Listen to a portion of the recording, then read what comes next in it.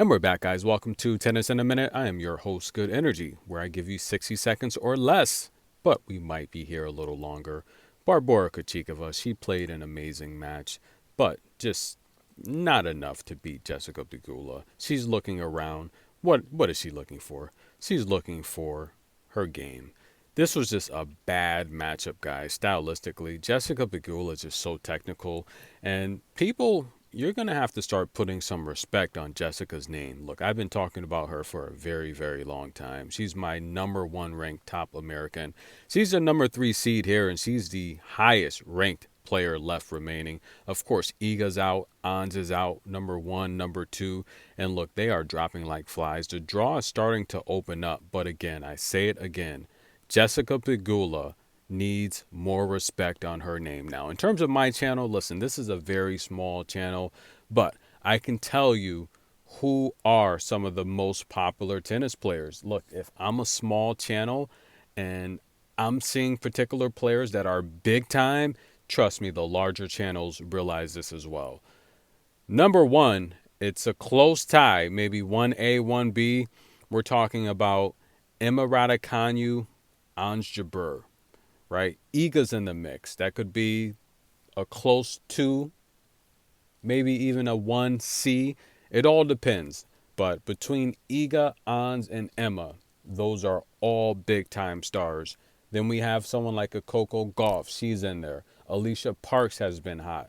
Those are really the top players. When Leylah Fernandez is active, she hasn't been active. Of course, she played this year at the Australian Open, but before the injury, she was super big.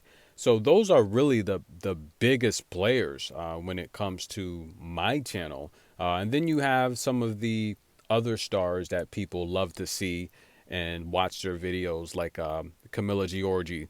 And of course, Serena Williams is retired. My previous channel before this was very big. When I would post but I only did live video. I did live video and commentary. I didn't predict matches or anything like that. When I would post a Serena Williams video, it would literally do 10,000 views, and I mean, not even a day. She did so many views. Serena Williams is huge, without a doubt. She's big time. So, sometimes you might hear me say, look, the game needs Serena Williams. I'm speaking from my experience, and a lot of people, they put their opinions into situations where they don't have the data. And a lot of times when in life, look, you can't argue things you already know with someone, because then you start to, it's just foolish. How are you going to argue facts that you already know? But yeah, my previous channel, that's all I did was live video. And Serena Williams is so big. And of course, she's the greatest of all time, right? But if you ever hear me say the women's game is in trouble with ratings and stuff like that, I think the game, it's in a good spot. But with a lot of these slams, we know, in contrast to the men's game is just huge. But there's been a lot of talks from tennis executives that the women's game, it struggles to get viewers.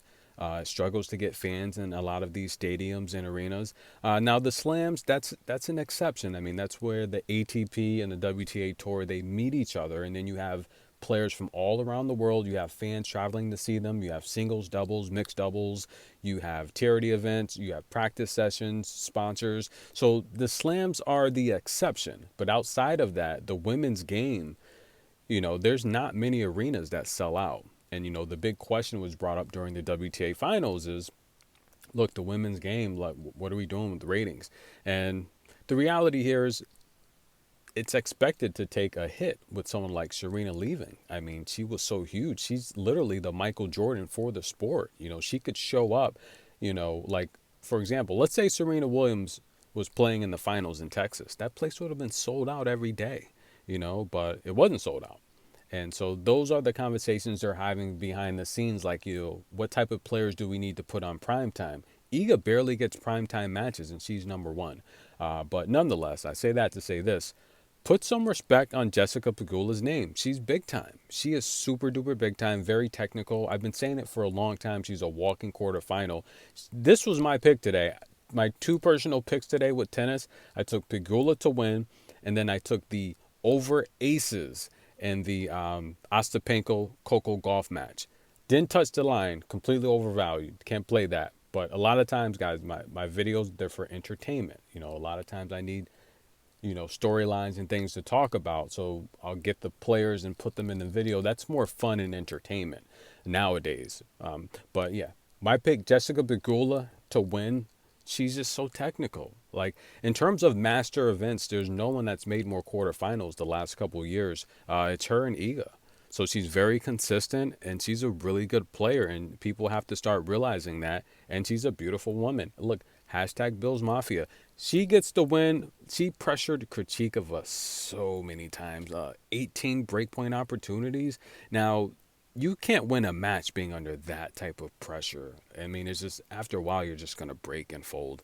And that's what happens. Now, congratulations to Barbora Krejcikova. She's a classy woman off the court. I think she's a great professional. I don't think she's back to the form she was before the injury, but hopefully she'll get there. Stay tuned, guys.